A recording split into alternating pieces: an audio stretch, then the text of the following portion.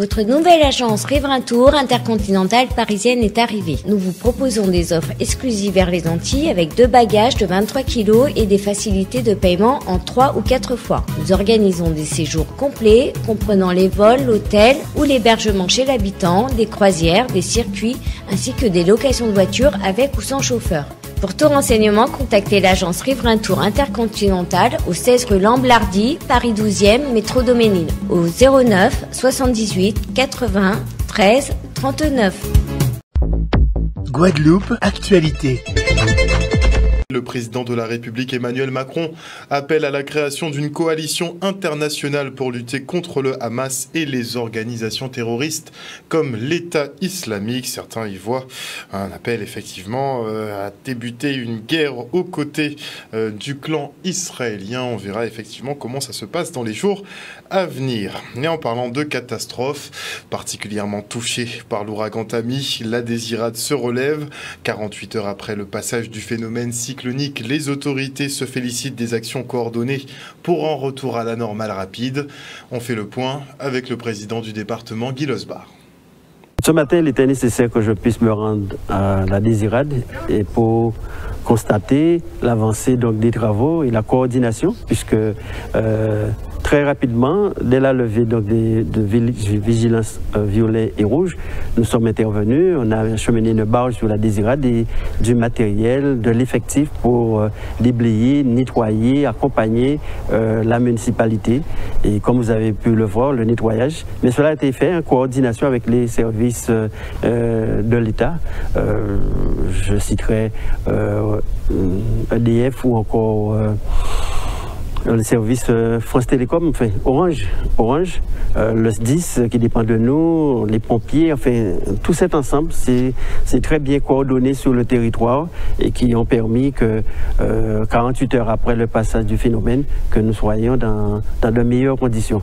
Puisqu'on peut se réjouir qu'il n'y ait pas eu de décès, qu'il n'y ait pas eu de victimes, mais il est important que l'activité économique puisse reprendre très rapidement. D'autant plus que la Désirade, c'est une ville touristique, c'est un territoire qui vit du tourisme, donc cette nécessité que les conditions soient réunies pour refaire venir les touristes. Au niveau du SDIS, merci Président, où on a eu déjà les renforts, même avant les 5 renforts arrivés par hélicoptère le soir avant le cyclone, et qui a été aussi réactifs, qui sont sur le terrain à couper, à élaguer, à libérer l'espace public. Donc voilà, c'est pour ça que je dis de manière générale, chapeau à tout le monde, vraiment chapeau à tout le monde, puisque les services de la mairie également, je me rappelle, 1 heure après le cyclone, ils étaient déjà vraiment, dès l'arrivée de l'alerte, la tombée de l'alerte violette, arrivée grise, c'était déjà au foyer au moulin avec le S10, avec tout le monde. Donc voilà, non, c'est un truc général qui fait qu'on a pu rétablir.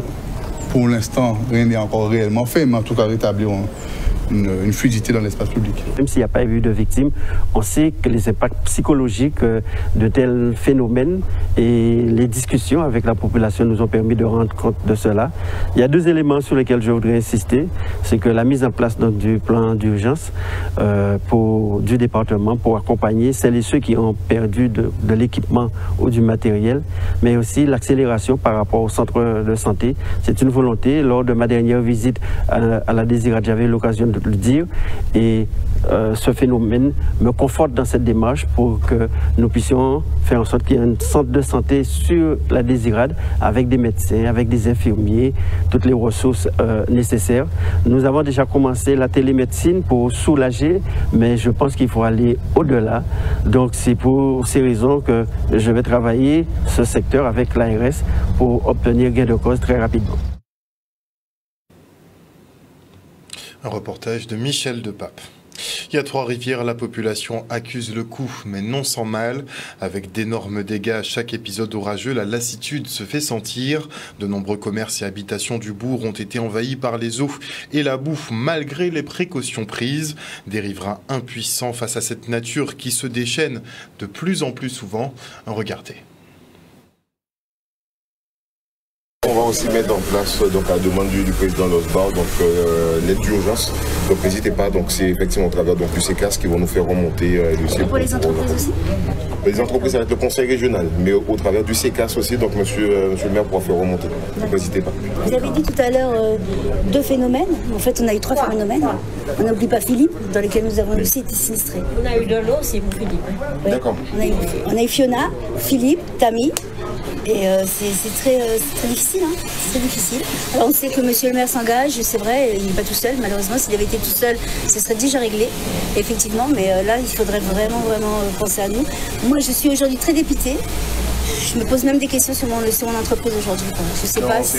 C'est pas l'objectif, vraiment, puisque là, on le sait aujourd'hui qu'avec l'artificialisation des sols, ça devient de plus en plus compliqué pour les municipalités donc, de gérer donc, ces phénomènes. Mais là, avec les propositions qui ont été faites par M. le maire ainsi que les services, on va voir comment pour faire les travaux nécessaires, ne serait-ce que pour canaliser l'eau, puisqu'il semblerait qu'il y avait déjà un tracé existant qui permettait d'aller directement à la mer. Donc on va voir si c'est possible d'agir en cette direction assez rapidement. Vous voyez, nous, on est vraiment comme la dame à côté, en fait, hein, qui est aussi propriétaire de cette maison, en fait. Nous, on loue. Et donc, on a voulu, d'après les conseils de plusieurs personnes ici en Guadeloupe, hein, des anciens, mais aussi la municipalité, barricader, parce que notre problème, c'était le volet roulant. Il s'ouvre et l'eau rentre. Là, malgré ça, quand on voit les images, l'eau a dépassé largement ceci. Et ça a quand même cassé le volet roulant. Et bon, je ne vais pas vous faire rentrer dans la zone, mais là... Il y a de la boue partout en fait. On est monté, regardez, hein, vous pouvez voir. Oui, non, mais on le voit déjà aussi à l'intérieur. Tout ce qui était en hauteur a quand même pris beaucoup d'eau. Alors ici, on est dans un concept store à Trois-Rivières, bord de mer. On travaille surtout avec les touristes et aussi avec les locaux, bien sûr. Notre situation, c'est une catastrophe. Hein. C'est une catastrophe, la 3e en 13 mois, puisqu'on s'est pris Fiona l'année dernière. On s'est pris Philippe au début du mois. Et puis là, on s'est pris Tammy aussi.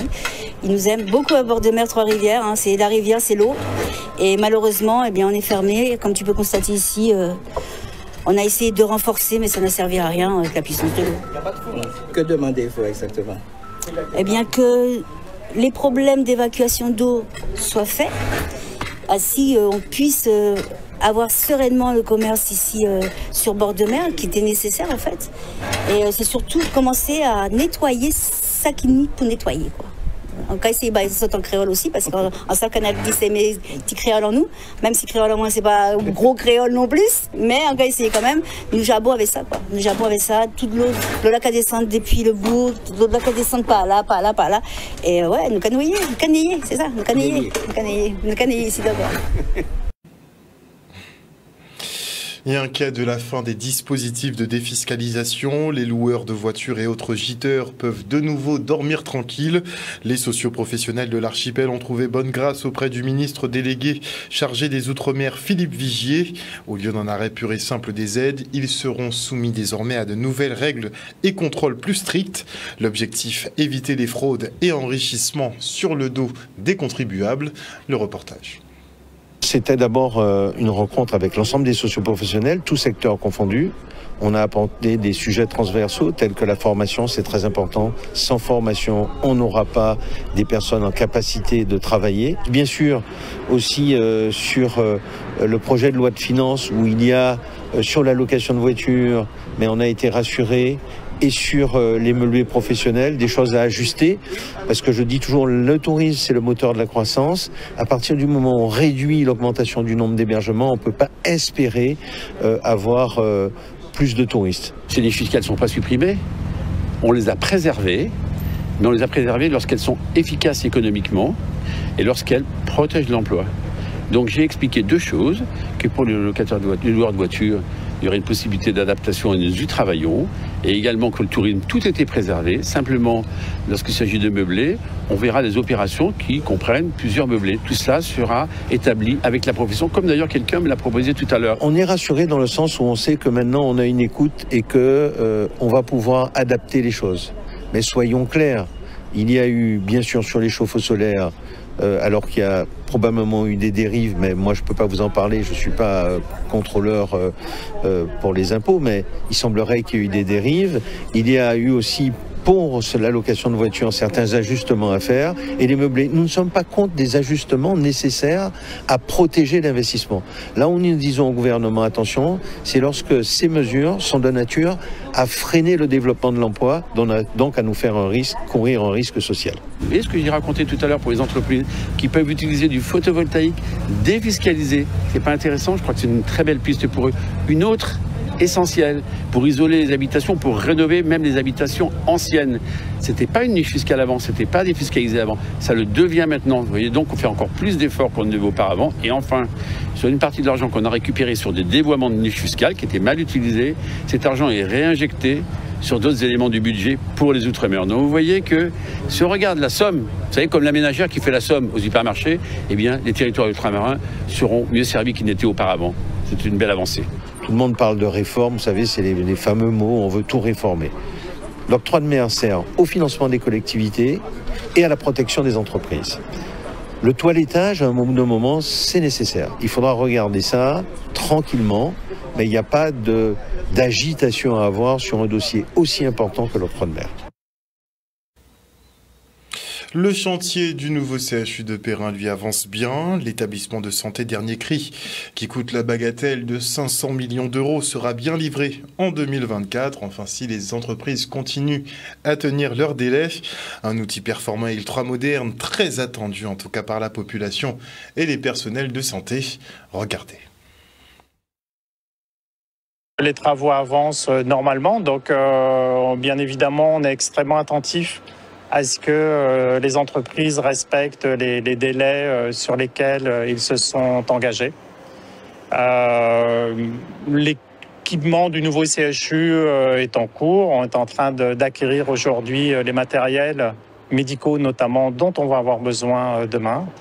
Et il nous reste à travailler sur le système d'information pour que celui-ci soit également opérationnel dès le mois de septembre, dès l'ouverture. Je ne peux être que motivé quand je vois un tel investissement et une telle infrastructure qui va répondre aux besoins de la population. Et c'est ce qui est important. Je crois que la mission qui est la nôtre, le système de santé publique et les hôpitaux publics, c'est d'être performant, innovant, réactif, s'adapter et de répondre aux besoins et aux attentes des patients et de la population. Et je crois qu'ici, c'est un très bel exemple, en tout cas, de la confiance aussi des pouvoirs publics sur ce territoire guadeloupéen, avec cet investissement, mais qui était bien sûr nécessaire quand on connaît l'état du CHU actuel. C'est vraiment un outil extrêmement moderne dont la Guadeloupe bénéficiera. C'est essentiel parce que aujourd'hui, on ne peut travailler qu'avec les outils les plus performants. C'est d'une part une question d'attractivité pour les médecins ou les infirmières que l'on souhaite recruter demain. Et puis c'est d'autre part un gage de sécurité pour les patients qu'on prend en charge. On voit le bout de plusieurs années de sacrifice des patients qui ont accepté d'être pris en charge dans des conditions qui n'ont pas toujours été à la hauteur des attentes. Et c'est surtout le sacrifice aussi et d'engagement des collectivités territoriales, en particulier de la région Guadeloupe. Donc vraiment aujourd'hui, au nom de la région Guadeloupe, je suis très heureuse d'être là, très heureuse de voir que les travaux avancent, que les travaux vont bientôt s'achever. Ça répond aux attentes de la population guadeloupéenne. Vous savez que nous serons très bientôt le département le plus âgé de France. Et pour cela, nous avons vu que ils ont pris en compte nos préconisations, à savoir une filière pour les urgences gériatriques. Donc c'est très important. Et nous continuons avec le président Losbar à insister là-dessus, puisqu'il faut que notre population âgée soit prise en charge dans de bonnes conditions. Et de notre côté, ça permettra de désengorger les urgences tout venant. Donc ça, c'est important. Autre point qui m'a beaucoup plu, c'est surtout cet hôtel mis à disposition des populations venant des îles de l'archipel, puisque vous savez que pour nous, quand nous avons un parent hospitalisé au CHU, c'est la croix et la bannière. Nous devons surveiller l'heure du bateau, payer une voiture, payer un hébergement si nous voulons accompagner nos parents hospitalisés au CHU. Donc ils l'ont prévu, ils l'ont anticipé, et ça aussi, c'est une bonne chose.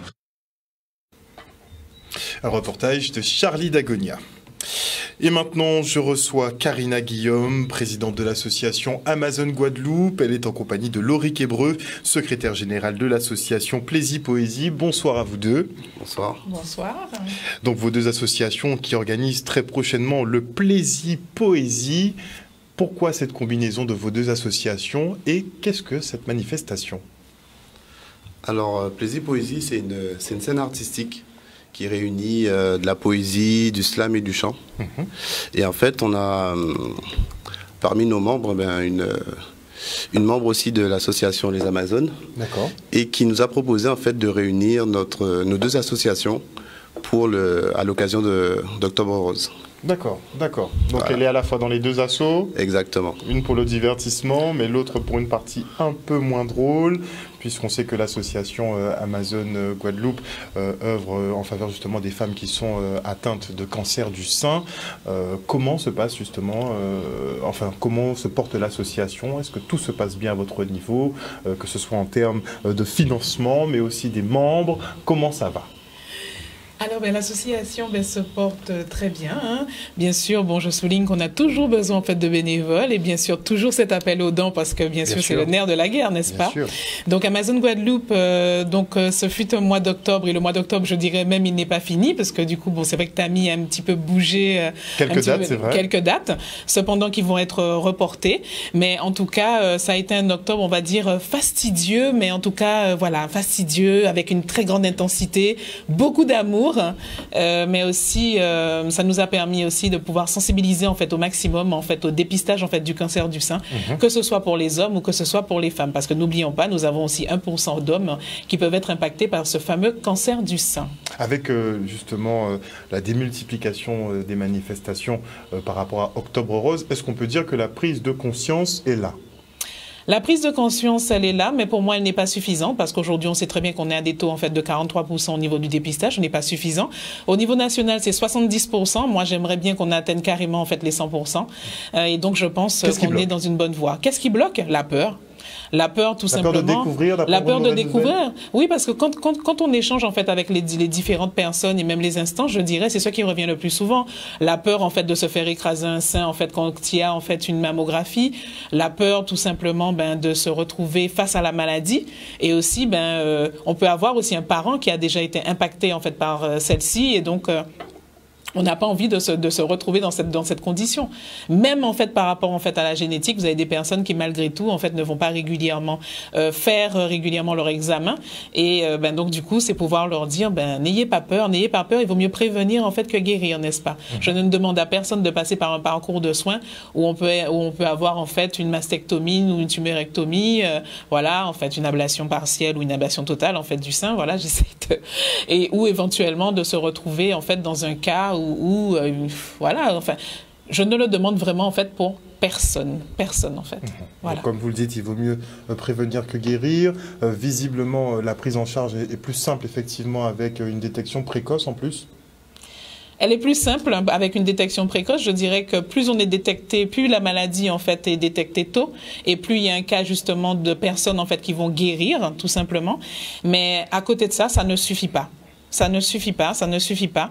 Je dis en fait, je n'arrête pas, je le dis en permanence, en fait, je le dis aux personnes, venez en fait régulièrement, n'hésitez pas en fait. À partir de 50 ans, certes, vous avez en fait ce test que vous recevez en fait tous les 2 ans. N'hésitez pas en fait à appeler, insistez en fait au maximum.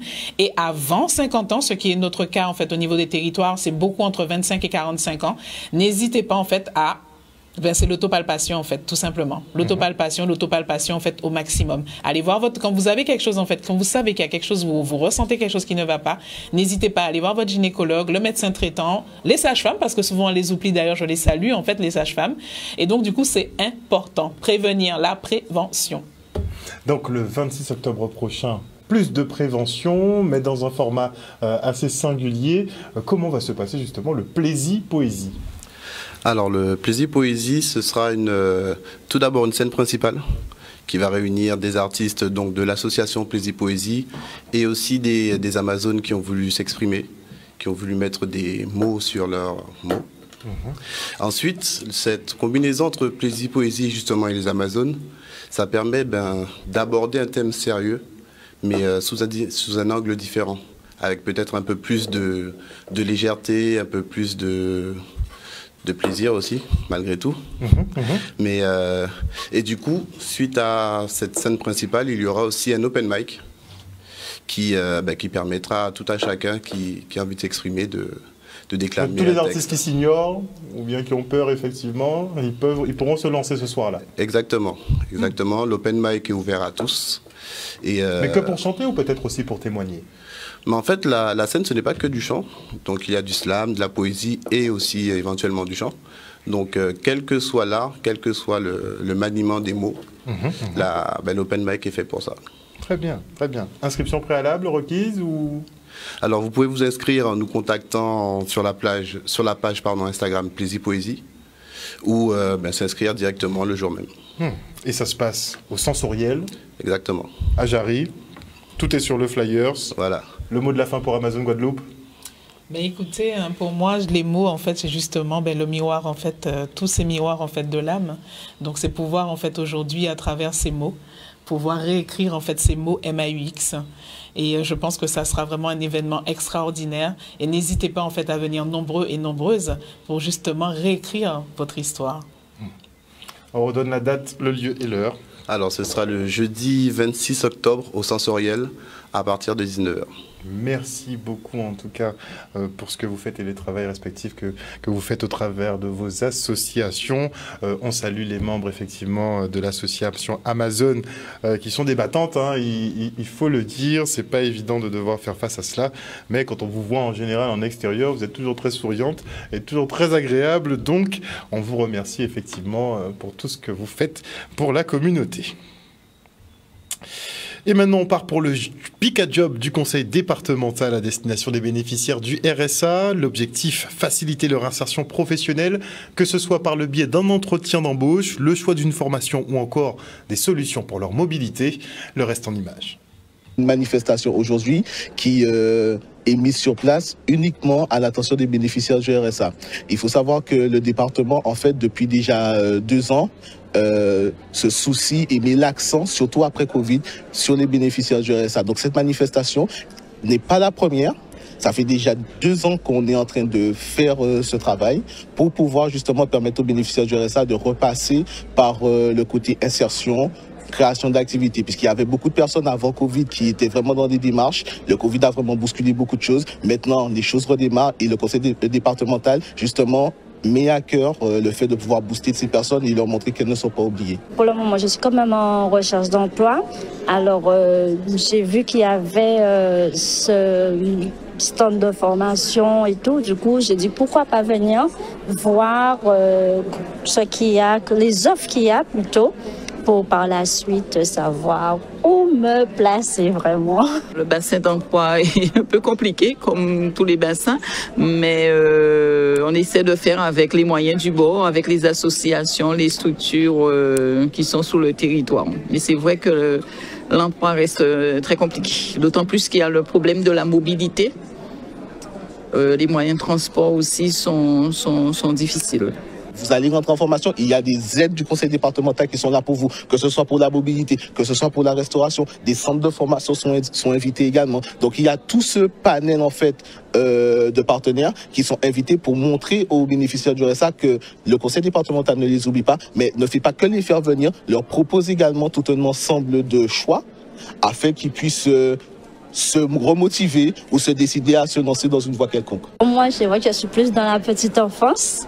Alors, c'est plus ça, pour peut-être passer le CAP petite enfance, mais c'est plutôt avec les enfants, effectivement, quand j'aime bien travailler avec, voilà. J'ai reçu quelques jeunes femmes ce matin, elles ont des idées, c'est vrai que quelquefois c'est au stade d'idées, donc nous essayons d'approfondir leur idée et de leur donner des pistes. Souvent, moi, je donne des pistes qu'on connaît mieux qu'eux, donc voilà. Et pendant les vacances de Toussaint, plus de 3000 enfants participent aux classes apprenantes, de quoi permettre à ces élèves des quartiers prioritaires de travailler sur leurs lacunes. Le reportage. Les stages de réussite sont toujours importants pour accompagner les enfants, leur permettre aussi d'avoir pendant les vacances des activités qui sont à la fois des activités d'apprentissage et des activités ludiques. Je suis ici à l'école pour apprendre à compter. C'est important pour nous parce que déjà c'est un moyen de contenir des enfants. Ce sont des enfants qui quelquefois pendant les vacances restent à la maison, alors que là ils sont dans un dispositif qui est scolaire mais en même temps ludique parce qu'il y a beaucoup d'activités ludiques à travers les apprentissages. Donc c'est important pour nous et puis on sait aussi que on leur permet d'améliorer leurs résultats aux évaluations nationales ou alors aux évaluations de classe. Sur ces jeux, en fait, on apprend 2 fois 10. Faut savoir c'est quoi. Faut mettre les pensées et puis faut mettre les pinces sur les bonnes réponses. Pour en tout cas cette session sur la Toussaint, nous avons près de 3000 élèves, plus de 3000 élèves d'ailleurs sur le premier et le second degré, et nous avons plus de 400 près de 400 intervenants qui sont mobilisés sur cette action. Alors ça peut être des enseignants, ça peut être des AESH, parfois des parents d'élèves aussi qui viennent pour encadrer les élèves et les accompagner. Le groupe scolaire de Dotémar, c'est particulier parce que nous fonctionnons déjà en groupe scolaire, c'est-à-dire qu'avec l'autre directeur, en la personne de monsieur Romney Philippe, le directeur de Pierre Fermelli, nous avons fait le choix depuis 3 ans de travailler ensemble. Donc nous avons des projets communs et ce qui fait que nous essayons d'impulser nos autres collègues à entrer dans les dispositifs parce que nous sommes en éducation prioritaire. On travaille beaucoup tout ce qui est savoirs fondamentaux, donc il y a la lecture, l'écriture, il y a la résolution de problèmes aussi, c'est-à-dire des compétences qu'on a identifiées comme étant peut-être des points à travailler avec les élèves et puis sous une forme un peu différente, souvent avec des enseignants qui sont différents, avec un modèle d'organisation aussi différent puisque ce sont les élèves qui circulent avec toutes les 45 minutes, un changement d'atelier, donc dans un modèle très, très vivant et qui leur plaît beaucoup. Moi, je préfère quand c'est l'école. Parce qu'on a plus de choses à faire. C'est sur la base de volontariat pour les élèves, pour les équipes qui les encadrent et on voit vraiment les enfants très heureux d'être là, de même que des équipes pédagogiques qui sont très engagées. Aller à l'école, parce qu'à l'école, des fois, on peut faire des jeux comme ça, par exemple en apprenant. O News Radio sur outremernews.fr.